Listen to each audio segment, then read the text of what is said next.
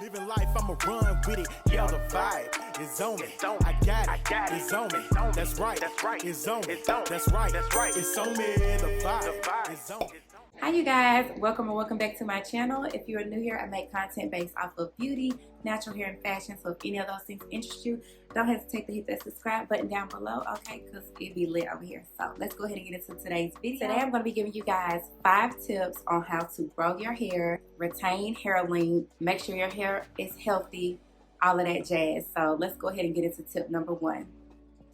Tip number 1, evaluate what you're putting inside of your body. A lot of people try to not think about or ignore this tip and just think they can just eat whatever they want and it's not going to affect their body, which it affects your body internally and externally, what you're putting inside of your body. If you put healthy things inside of your body, of course you should reap healthy benefits from the inside out, making sure that you're getting enough vitamins, drinking plenty of water, eating nutrient-dense foods. All of that plays a big factor in hair growth, skin health, all of that type of stuff. So make sure that you're nurturing yourself from the inside out so you can reap the benefits of what you're trying to do as far as like growing hair. So for instance, and I'm looking down at my notes, so some good foods that are good for hair growth are things like eggs, and this is just some things that I googled. But eggs, it said that eggs are a great source of protein and biotin. Berries are loaded with beneficial compounds that are good for hair growth. Spinach, fatty fish, sweet potatoes, avocados, nuts, seeds, oysters, which this is a shock to me. Oysters have zinc in them, which is apparently good for hair growth. Beans have a lot of protein, so I guess protein is good for your hair, as well as biotin, zinc, things of that nature. So that's just to name a few things that are beneficial in helping you to nurture yourself from the inside out and get the things that your hair needs to grow and flourish. So let's go ahead and get into tip number 2. Tip number 2 is to handle your hair with care. Oh my gosh, I cannot stress this enough. I see so many people that mishandle their hair, are rough with their hair, and they think just because they use a certain product or do a certain protective style that it's going to, they're just supposed to have hair growth. But when you are being rough with your hair, what you're doing is you're ripping your ends. So it may seem like, okay, so when everybody used to go get relaxers and stuff, people used to be like, well, my hair doesn't grow anymore. It stopped growing. When in reality, your hair is growing because we had to go get touch-ups, go get another relaxer because the new growth was coming in. But the reason why it seemed like your hair wasn't growing is because as fast as your hair is growing, your ends are breaking off. Make sense? So a lot of people are so rough with their ends and they just, combing it, being rough, trying to manipulate their hair while it's dry, and it's just breaking out their ends. So as fast as your hair is growing, you just ripping your ends off, which it makes it look like your hair isn't growing or you're at like a stagnant point to where it just doesn't grow anymore. But really you're just being rough with your ends. So a few examples of times where you need to be gentle with your hair and baby your hair, which is, all the time, but just to give you like a thought of times where you may not think that you're being rough with your hair is like times when you are detangling your hair. For me, what I like to do personally, I only detangle my hair when it's in its natural state. I only detangle my hair while I'm in the shower and it's soaking wet with conditioner through it to give it a nice slip. So I'm in the shower, my hair is soaking wet, I have conditioner throughout it to give it slip, and I section my hair. I section my hair in 4 sections. So I just part it with my hair down the middle, and then, do a twist over here, and then I part it in the middle this way, and I start from the ends. Well, I start from the ends, and I work my way up to the root. And then I twist it, and then I get to the back section. Start from the end. Once that's detangled, I grab up here, detangle it. Once that's detangled, grab up here, detangle it. Once that's detangled, go to the root. And that's one of the ways that I'm gentle with my hair when it comes to detangling. And another reason why I'm gentle with my hair is because I'm tender-headed, which is a blessing and a curse. But so yeah, detangling your hair. Another thing is like when you're doing certain hairstyles. Oh my gosh, I've seen so many people lose hair, lose their edges, break their ends off from tight styles like braids. Growing up, I saw so many people go like to the Africans, not to bash the Africans, but some Africans just did not know how to braid without pulling like all of the hair out. Like people be walking around with no edges because they put in this thick of weave on hair that's this small, it's this thin, and it's just the hair can't take it, so it just pulls it all out and they be bald headed. So just keep in mind like certain styles that you are getting put in your hair. Tight styles are not good for hair growth because it pulls your hair out. Just from me seeing what I've seen, it pulls your hair out, it stretches your hair, your scalp out. It can cause alopecia if you keep going and getting those tight styles and putting it on places that's thin. That can cause alopecia. So just keep in mind different styles that you're doing. Make sure it's not causing too much tension because you could potentially be bald-headed. And that's not what we try to do over here. We don't want to be bald-headed over here. So yeah, hairstyles, protective styles. Protective styles are so good, but like I said, make sure they're not too tight so that you're not pulling your hair out. And when you're taking your protective styles down, oh my gosh, be gentle. This is one of the reasons why I'm not quick to go get braided styles, especially like the small braids, because I don't have patience when I'm taking them down, and I'll just be trying to rip it out just to get it out of my head. So if I do go get braided styles, y'all will see that my braids are going to be like large, jumbo. That way when it's time to take it down, boom, boom, boom, it's easy. Don't take me more than maybe like 30 minutes to take it down. I don't want to be sitting there hours at a time taking down my hair because I just know I'm going to be rough with my hair and I'm going to be ripping my ends. So yeah, be mindful when you're taking down your protective styles because that could be one of the reasons why your ends are breaking off. Another thing is combs and tools. When I detangle my hair personally, what I like to use is, there are two different brushes that I like to use.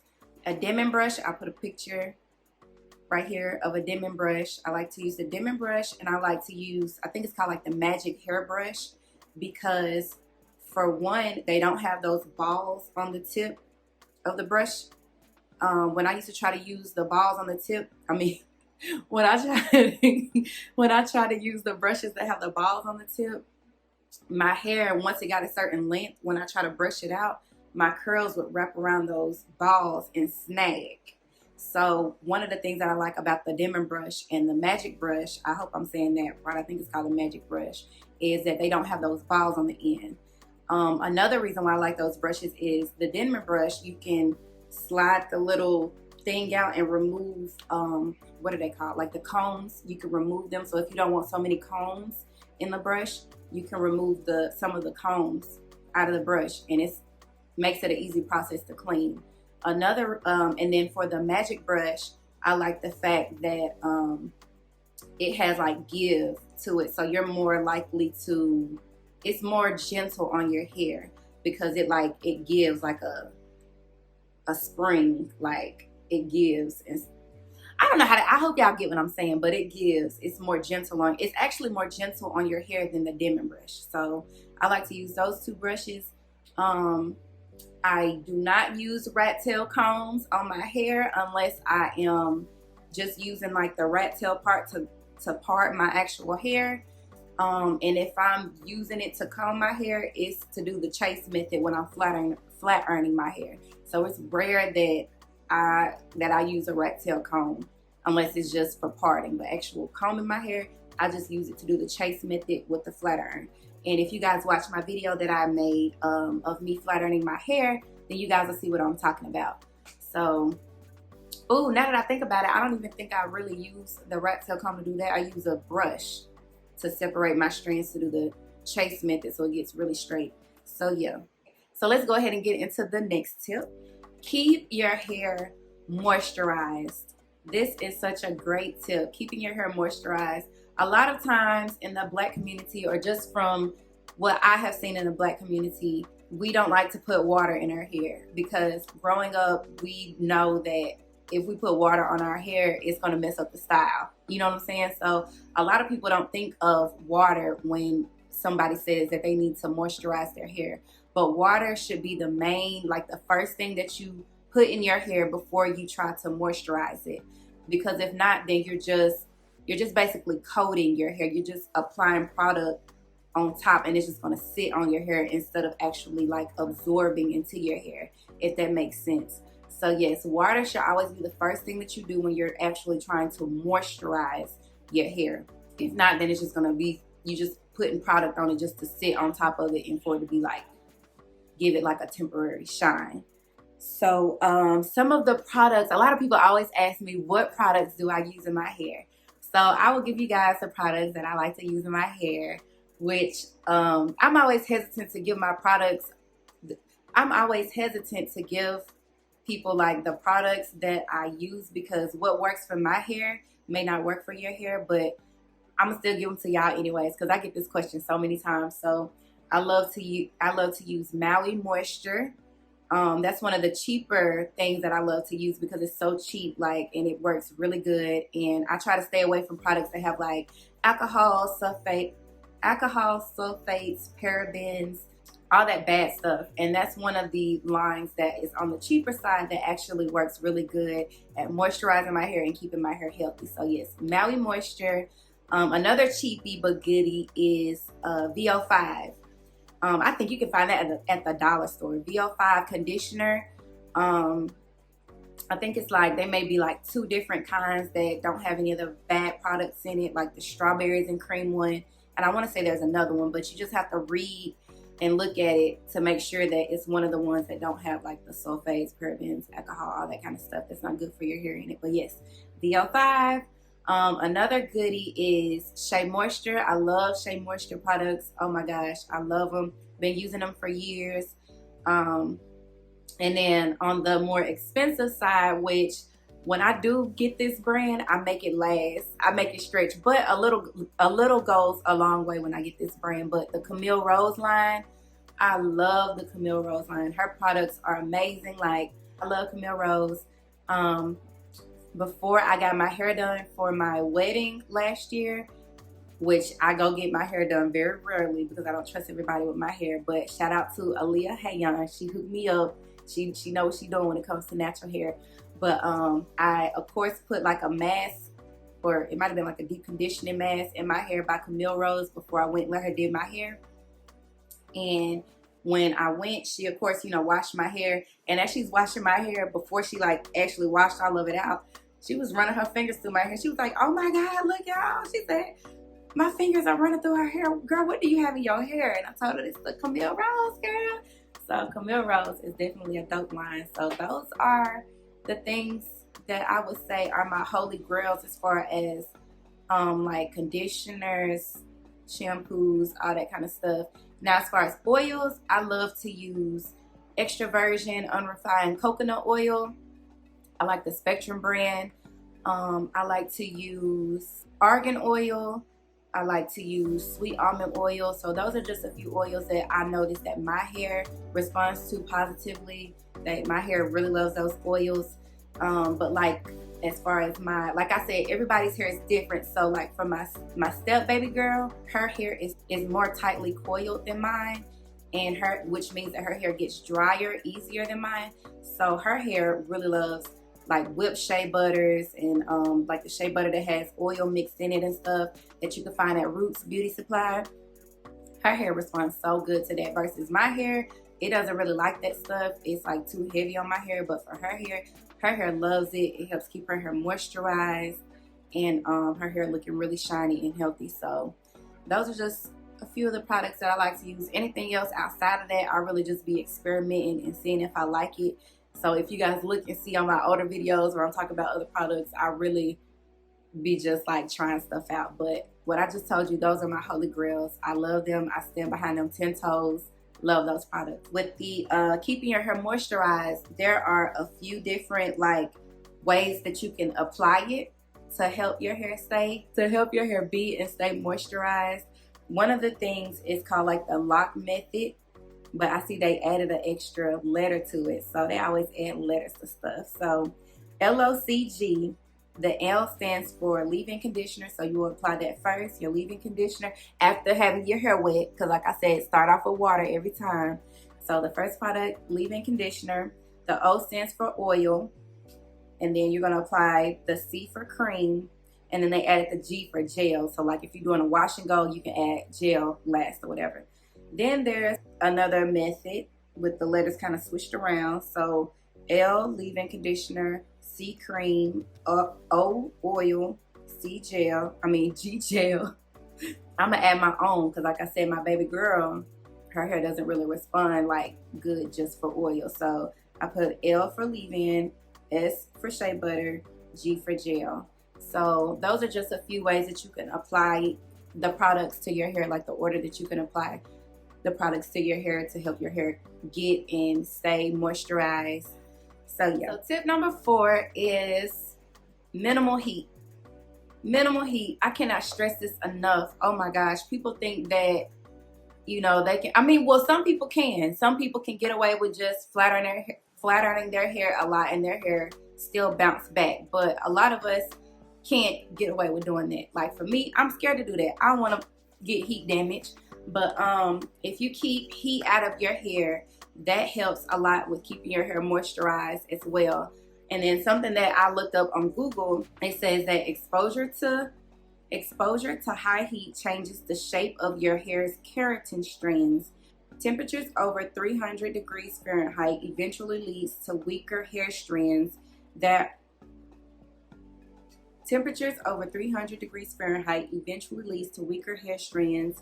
has a loss in its elasticity and becomes more prone to heat damage. So a lot of times when you see people who continuously put heat, like direct heat on their hair, I'm talking blow dryers on high heat, flat irons on high heat. If they're natural, you'll eventually see a change in their natural hair texture. It'll go from being like healthy and having that bounce, that shrinkage. Shrinkage is healthy, you guys. So it'll go from having like that shrinkage and that curl to eventually being not as curly, not having as much shrinkage, until it eventually is just straight and it looks like they have a relaxer. So when someone's hair gets to that point, it is heat damage. It might be harder for them to retain length, because once your hair is heat damaged, that means that it's harder for it to hold moisture. It's harder for your ends to stay healthy. It's breaking off your ends because your hair is not really as in its healthiest state.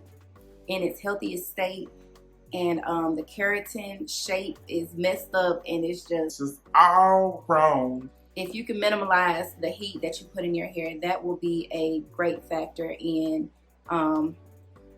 retaining your hair length. So tip number 5 is figure out what works for your hair. Okay, like I said earlier, things that work for my hair may not specifically work for your hair. It's like when it comes to products and things of that nature. Things that work for my hair may not work for your hair. So just figure out what your hair likes, what your hair doesn't like. Figure out a regimen that works for you. Figure out an application that works for you. Figure out what works best for your hair. So that's all of the tips that I have for you today when it comes to growing your hair and retaining your hair length. So I hope you guys learned something. I hope you guys love this video. Don't forget to like, comment, and subscribe. And I'll see you guys in the next video. Bye.